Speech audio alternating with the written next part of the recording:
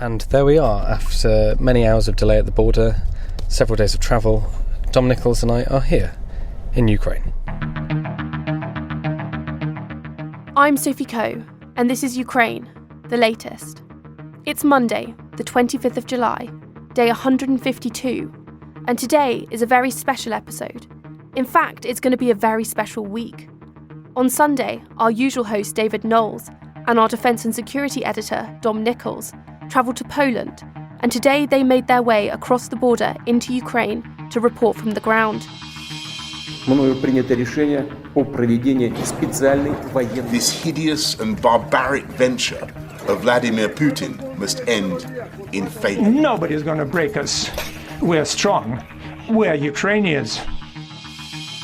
Over the next 7 days, we'll be hearing from David and Dom as they meet prominent Ukrainian politicians, visit some significant locations of the war so far, and speak to those who are experiencing the struggle firsthand to hear their stories.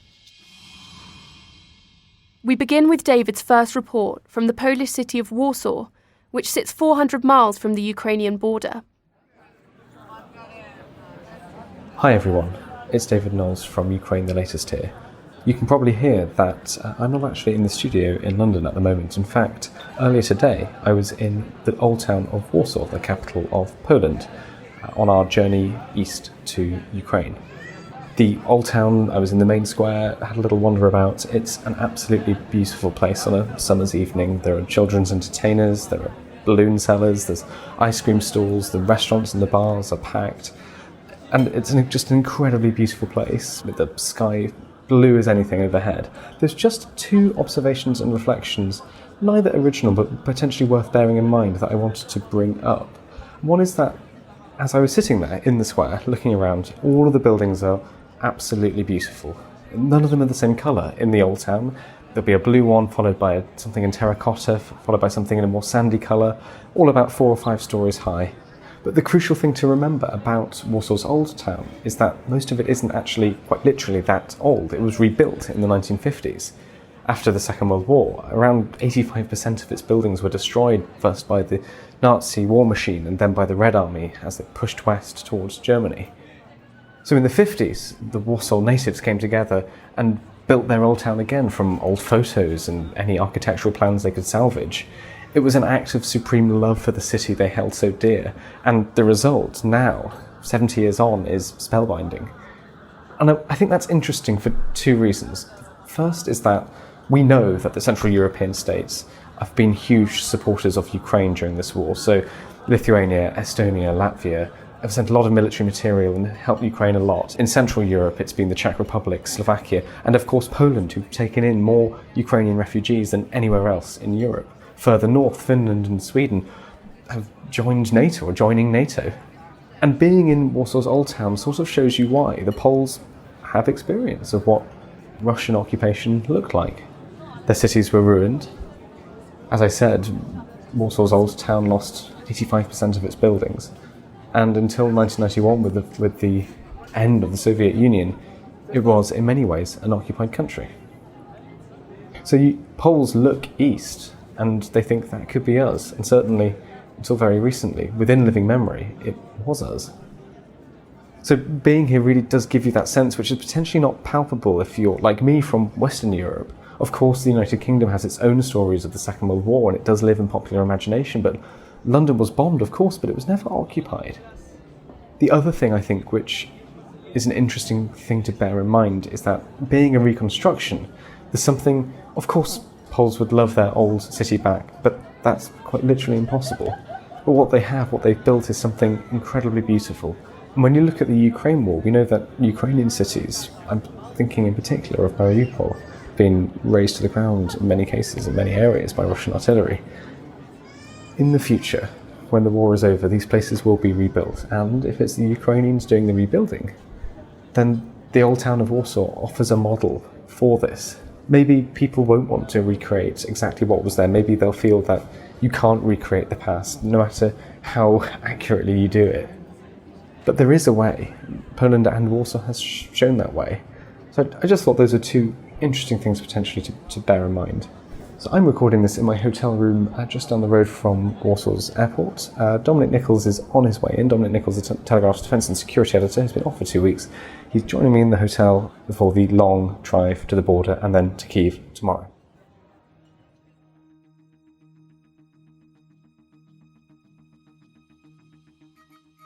This afternoon, Francis Durnley, assistant comment editor at The Telegraph, and I caught up with Dom and David live as they crossed the border into Ukraine.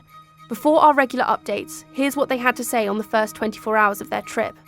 They were pulled over on the side of the road just after Ukrainian customs, so forgive the slightly crackly phone line. Hi Sophie, hi everybody. We're actually just a bit further than the border now. We are just outside the town of Vladimir in the west of Ukraine. It took about 4 or 5 hours to cross the border. There were numerous bureaucratic issues, but we've dealt with them. We're over. You're right, we flew into Warsaw yesterday. I came in the afternoon, Dom came in the evening, and we've been driving pretty much ever since. We're just to paint you a little picture, we're just on the side of the road now, outside Vladimir. There's a field of wheat to my right. It's a beautiful sunny day here in the west of Ukraine, with clouds scudding overhead. And I'll pass the phone over to Dom quickly. Dom, do you want to tell everybody what our experience of the Ukrainian border has been? Yeah, thanks, David. And hi, everybody. It's been, boringly bureaucratic, I'm afraid. We were warned of various delays that could happen and various hold-ups, and they all came to pass. All the ducks were in a row, and the ducks weren't going anywhere. So we had a lot of chopping over the border. We've ended up basically having to ditch our hire car, hitchhike across the border, and now try and make our way to Kyiv. So we've made it across. We're going to spend a week here. I've got a number of meetings lined up, number of interviews with senior military and political figures. I don't want to say anything just yet because, as is the way of these things, some will fall out of bed at the last minute, others will come good. So there should be some good folk there to talk to about the situation now and in the future. And David is going to be catching up with some of the folk that we've been chatting to over the last few months and getting an update from here in Ukraine. It's all very well us sitting in London. We've been very lucky to have a number of Ukrainian voices over the last few months telling us exactly how it is, rather than just being a sort of Western media that want us happy to sit in our country. But yeah, we thought we'd better come here. We can't do this Twitter space and podcast without coming here and meeting the people that we're talking to. So yeah, it's going to be a busy week. We should be in Kyiv before the 11 p.m. curfew. Amazing. And you flew into Warsaw yesterday. I wondered if you two could give us a sense of what the feeling towards the war was like there and what the city was like.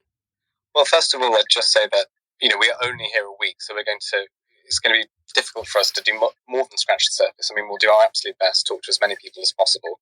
Yeah, I was in Warsaw yesterday. I arrived mid-afternoon and went over to the old town.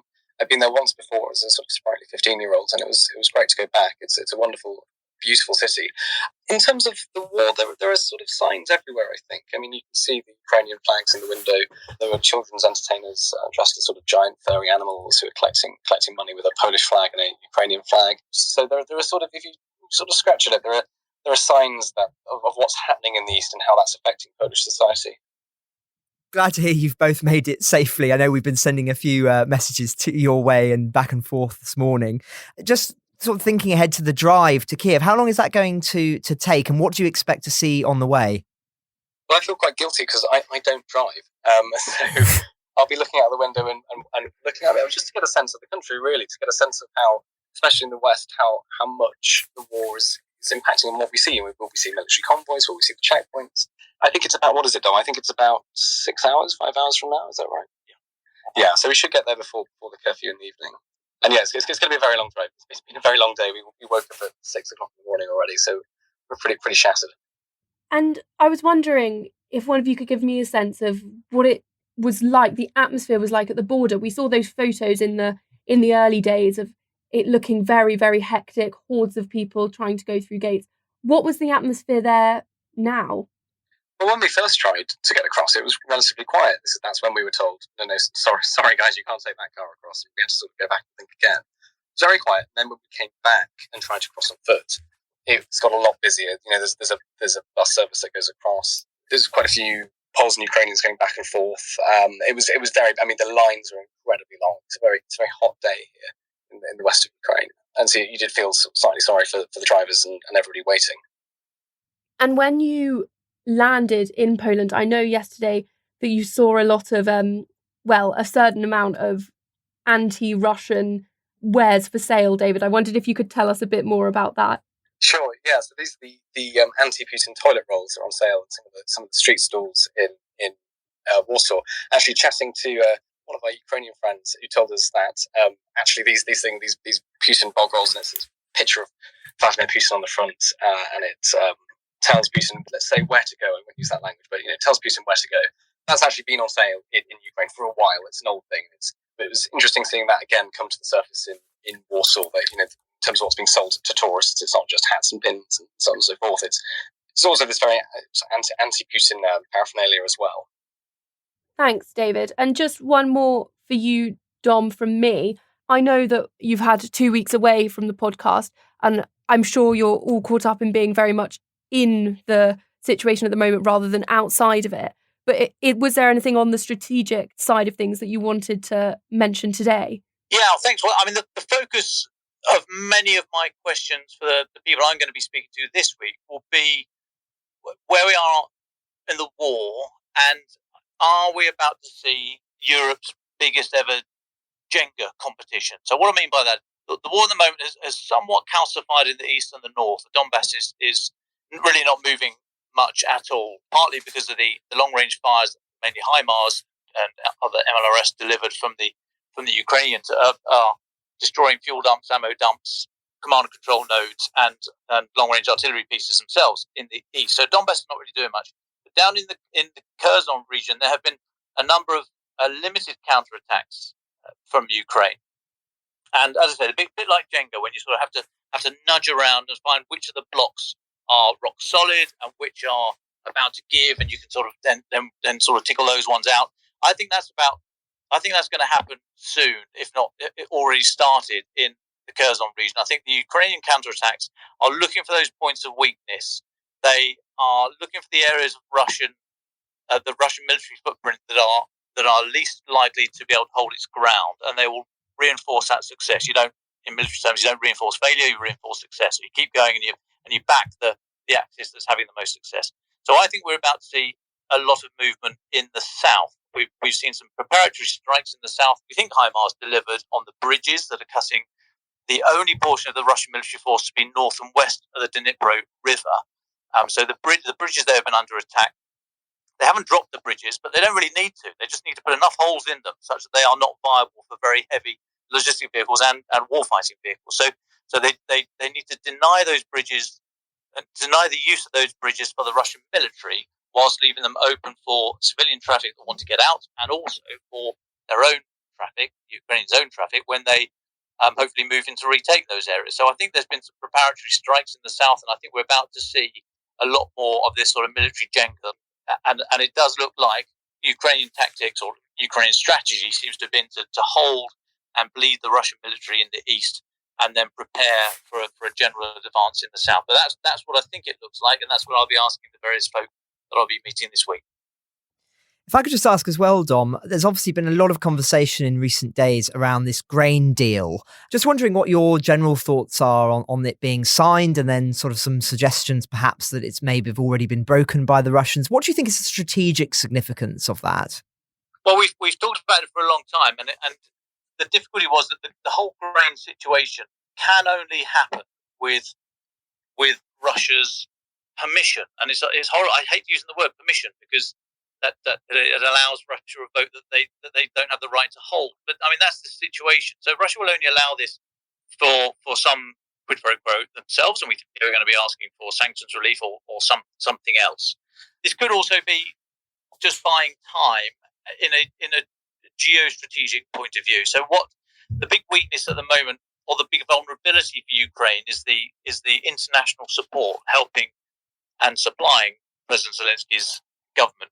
So anything that can be used to sort of chip away at that. So yes, there's a grain deal. No, there's not. Yes, we're going to save oil. No, we're not. It adds to the international pressure on Zelensky. So I think that's what Russia have done. They've been brought finally to the table, and now they fired weapons. They fired missiles into Odessa, saying that they were. Well, first of all, they denied it, didn't they? And then they said, "Oh no, actually, we were going for a military target." So all the usual old waffle. And then we get Sergei Lavrov, the foreign minister, saying that they're going to expand the war aims and push further across to the south. And I mean, who knows what? They're just sort of making it up as they go along on that front. But I think in terms of the grain, I think this is all Russian tactics, and we should expect more of these strikes. They've used it once, this excuse that they're attacking a military target, regardless of where the largely unguided caliber missiles end up. They are saying that they are firing at military targets. They just don't care where these things land. So I think we're going to see more of this, and grain has been weaponized. It will continue to be. This might be the start of a solution, but it's by no means there yet. And we've still got all the issues of demining to get the freighters in and out of Odessa, and then we've got to talk about that really difficult bit, knitting up the military side with the civilian insurance and freight company side. I mean, talk about how war is now a whole of society affair. We're about to see that in the insurance market. How do you then make it work? If both sides say, "Yeah, we'll clear a path, demine a path," and that could be enforced by Turkey, for example, to make sure that Ukraine aren't getting weapons in that way. But then, which civilian insurance company is going to take the risk? So that would be an interesting aspect to look at. But no, I think this is just the next stage in Russia's grain weaponization strategy. We should expect more attacks on Odessa. There'll be a stray something that hits a ship, I'm sure, in the Black Sea that Russia will claim was a legacy Ukrainian mine. But yes, we should expect more to come there. And just one more from me, Dom. As Sophie was saying, it's been a couple of weeks since we've heard from you. And obviously, many of our regular listeners have been desperate to hear your voice once again. And now we have you.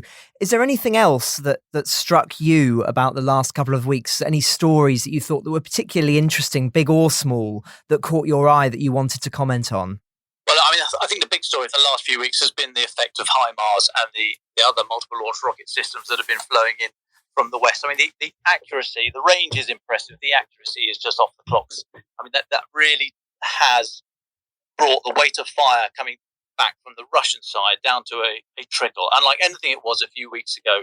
And that has allowed Ukraine time to plan, time to take a breath as well, and also time to plan about how they want to prosecute this war. And I think the measure of how serious the introduction of HIMARS and other similar systems have been is Sergei Lavrov's comment that if you keep continuing to supply these munitions, then we'll keep going, and we'll broaden the aims of this military operation. I mean, it's so, again, he's just so boring. It's like, is that the best you can come up with? It's like some sort of really bad Scooby-Doo episode where Lavrov's saying, "Oh, if it wasn't for you pesky kids with your HIMARS, we would have succeeded by now." I mean, it's really, really dull. But I think the introduction of that weapon system, there is no silver bullet. There is no one weapon system that's going to win this or lose it for either side. But that has made a marked difference, and it gives strategic space to think and plan for Ukraine. And I think that's going to continue. Thanks, Dom. I'm conscious that we don't want to keep you guys for too long before you have to make that long drive to Kyiv. But I am interested to hear if there's anything else that you want to say before you go about maybe the week that you're planning, what you're planning to do, and then we will leave you guys to get on the road, as we know we're keeping you. I'm just looking over the incredibly kind Ukrainian man who brought us over the border in his car is looking at us. So we'll have to make this very, very brief, because you can't cross the border on foot. You have to be in a car. So we're incredibly grateful to Andrew. So thank you, Andrew. This week, as Dom said, he'll be sort of interviewing all the big cheeses, so your ministers, that sort of thing. I'll be the confirmage. I'll be spending a bit more time hopefully on the ground talking to Ukrainians and understanding what life it's like in Kyiv and the surrounding towns and areas at the moment. Yes, I think that's probably everything from us. The air conditioning has gone off in the car, so I think we might go wave to Andre and say thank you very, very much for stopping, and then on to Vladimir, then on to Kyiv. But listeners, I would say it's a shame we're not in the hire car, because you've missed Dominic Nicholls' masterclass and shouting at the cars. Thank you so much, David and Dom, and safe drive. Thanks, guys. Stay safe in London, and we'll speak soon. Bye-bye. Safe journey. So David and Dom are on their way, but that doesn't mean that this episode is over. We are now going to do what we would normally do on an episode of Ukraine the Latest and discuss the latest updates from the front lines, because although we do have David and Dom in Ukraine, we don't want to stop reporting the news as it happens. So Francis Durnley, you're here to do that for us today. Can you give us a sense of the most important strategic updates over the weekend? Sure. Well, thanks, Sophie. Obviously, anything that I say will pale in comparison to the significance of what David and Dom are doing this week. But I think it's important in what is actually a very significant week for various reasons to give these updates. So, first of all, already, as Dom and Sophie were speaking about earlier, the war entered its 6th month on Sunday. And we are finally seeing some of the early signs of this long-awaited counterattack that, of course, we've been talking about on the podcast now for several weeks. Indeed, Volodymyr Zelensky has said that his forces are advancing, quote, step by step into the occupied southern region of Kherson. And obviously, this is a city that fell to the Russians early on in the war and sits on a very strategically significant location. So we'll have to be obviously monitoring that very closely over the coming days. And indeed, UK defence officials are already reporting heavy fighting near that city. It would be a huge strategic and symbolic coup for the Ukrainians if they were able to seize back that city. But as I say, it's too early to gauge whether that will be something that is short-term or a long-term aim for the Ukrainians, given that actually, I think it was last week or the week before last that a spokesperson for the Ukrainian government said that they intended it to recapture that city by September. So obviously, we don't know if that is a strict deadline or whether that's sort of overly ambitious or actually trying to under-promise and over-deliver. So that's the significance on the counterattack element. In terms of Russian offences, there was significant Russian shelling happening in the north, south and east, we understand. And indeed, to continue what Dom was saying there, Zelensky has made some very interesting remarks about the air defense systems required by Ukraine to stop the Russians from striking cities that are quite far currently from the front line. Indeed, he's told the Washington Post over the weekend that while the high mobility artillery, the HIMARS from the west are welcome, the forces that he has need air defense weapons to deter the Russian strikes. And indeed, they haven't received enough of those from Western allies. Indeed, the US and Germany pledged to send that equipment, but it's not yet arrived. Some other interesting insights from Zelensky in that interview is about the artillery shell numbers that he cites. So he says the number of artillery shells Ukraine fires daily has increased from around 1,000 to 2,000 to 6,000, which of course is good news. We've spoken in the past about this huge discrepancy in numbers of artillery shells between the Russians and the Ukrainians. So clearly getting artillery numbers up for the Ukrainians has been a priority. He said that Russia used to fire 12,000 shells a day, but this number is now decreasing amid shortages.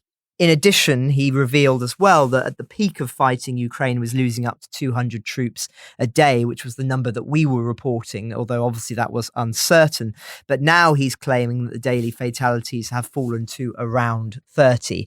As ever, need to treat any numbers such as this with skepticism, but still that is, I think, significant that that's what he is saying, given the context that we've discussed in the past, which is this uncertainty, I think, within the Ukrainian leadership about whether to be perhaps honest or maybe even exaggerate some of the losses as being a means of mobilizing Western support and emphasizing the seriousness of the situation, or whether actually by exaggerating any figures, it encourages the West to see potentially Ukraine as a losing struggle. I think that's been an internal debate, and it would appear now that they are trying to suggest that the situation has calmed down and that clearly, as they launch this counterattack, that they are in a strong position.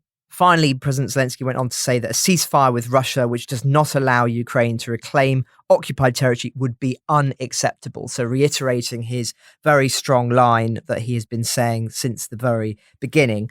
Conscious I'm talking quite a lot here, Sophie, so do feel free to jump in if you've got any thoughts. Otherwise, I'll continue and talk about the two other very significant front lines in this war, which is food and energy.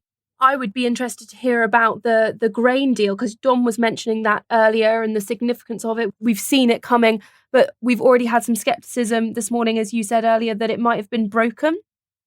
Well, yes. So obviously, over the course of the weekend, we saw the deal be finalised. A very curious sight, seeing Russian representatives shaking hands with Turkish representatives and, of course, UN officials. I mean, it was quite striking to me that only a few months ago we were saying that Russia would be such a pariah state potentially that nobody would want to be seen shaking hands. So it was quite noticeable. I thought that has obviously changed. And obviously in the same week as well, when President Putin was meeting with President Erdogan, of course, a NATO member and the supreme leader of Iran, I think that's a significant development. And indeed, a lot of the developments on this grain issue, I think, should be seen in that context, which is that whilst it is far from being altruism from the Russian state here, they are trying to reconnect with the international community to show that they are not diplomatically isolated. They're also, of course, trying to benefit financially from this. The deal that was struck in Istanbul on Friday to lift the blockade of Ukrainian ports will boost the Kremlin treasury, undoubtedly at a time when, of course, its coffers have been severely weakened by the war. But also, and this is what James Kilner argues in a piece for us, I think very accurately, is it enables Russia to grandstand in Africa as the sort of continent's savior. We've talked a lot in the past about the ramifications of the food crisis on Africa. And indeed, it would appear that the line now Russia have put out is basically they're saying that they are the savior of many thousands, perhaps even tens of thousands of African lives by striking this deal at time of war. And of course, Russia have a lot of influence, as does China, in Africa. So this is an attempt by them to underline that support rather than it being in reverse and then potentially taking the blame for that. In terms of the deal itself and getting this grain out from the Black Sea ports, obviously this is part of a broader strategy of the UN and other powers to ease the global food shortages and the cost of living crisis in Europe and elsewhere. But as I was talking about, and as you asked about, there was a Russian missile strike on Odessa over the weekend, almost immediately as it was struck. And I think, again, this just speaks to the fact that for the Russians, diplomacy is a weapon. It is something that they will use to buy time and something that will often then be quite often broken. This is straight from the Russian playbook. And so I don't think it should come as a huge surprise. Clearly, the grain export issue is still holding at the moment, that the deal that was struck. But I think that there will be some more twists and turns to come on this. But hopefully that answers your question. Certainly does. And another issue, just that we've been discussing for weeks and weeks now, is energy. I know over the weekend, France came out with comments about the gas supply in Europe and exactly what would happen if Russia turned off the taps. Can you tell us a bit more about that? Yes, well, again, this is another ongoing saga in the war. And of course, I've spoken a lot on this podcast about Germany and the situation that's happening there, of them turning off street lighting, rationing energy.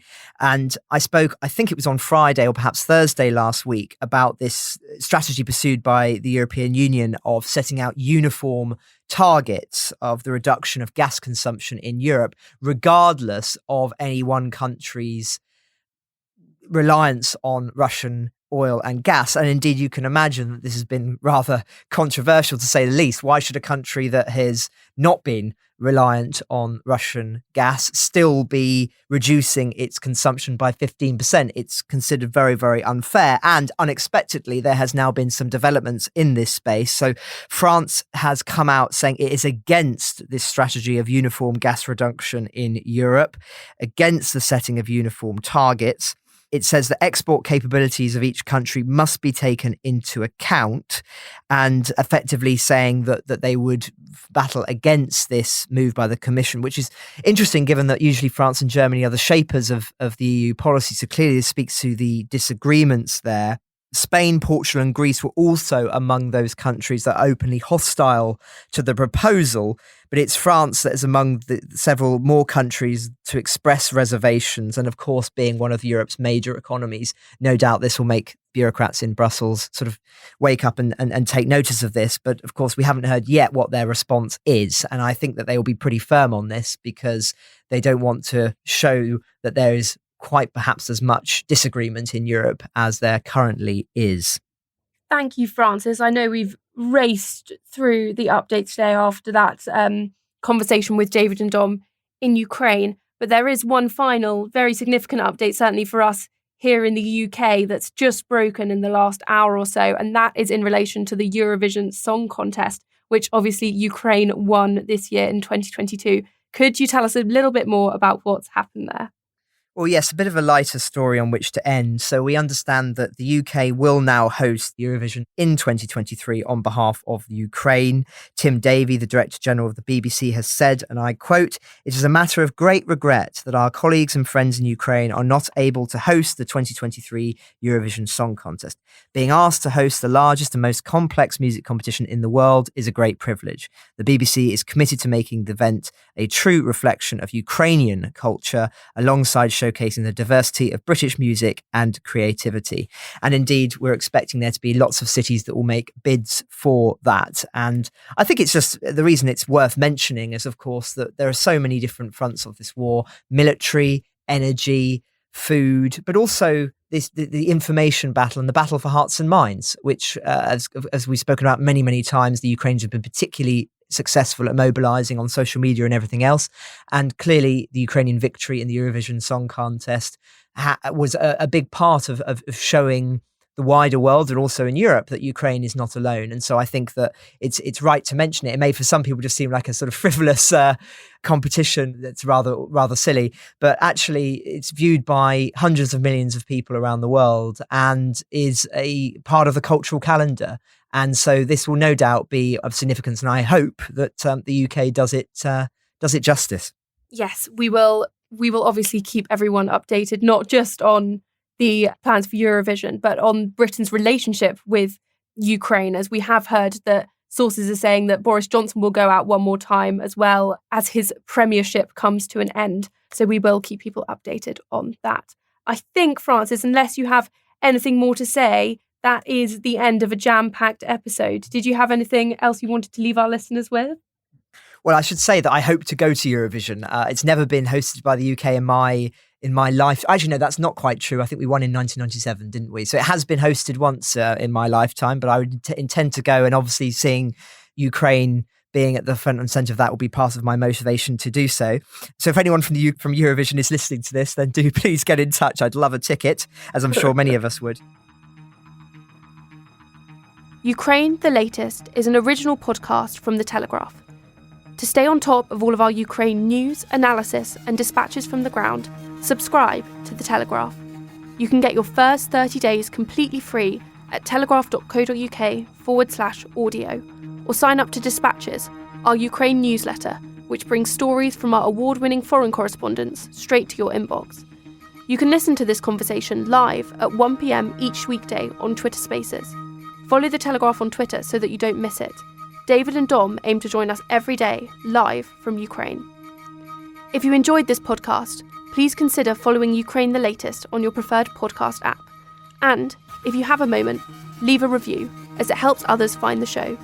You can also get in touch directly to ask questions or give comments by emailing podcasts@telegraph.co.uk. We do read every message. We're especially interested to hear where you're listening from around the world, and if you're in Ukraine, keep an eye out for our 2 intrepid reporters. Thanks to Louisa Wells, Giles Gear, and Carla Abreu for producing this episode. And one huge mention must go to Andriy Diminchenko, a businessman from Kyiv who, seeing us at the border without a car, unable to get into the country, picked us up and has taken us to Lutsk and is now taking us to Kyiv. Andrei, thank you so much for your kindness. It's hugely appreciated. He's smiling at us now.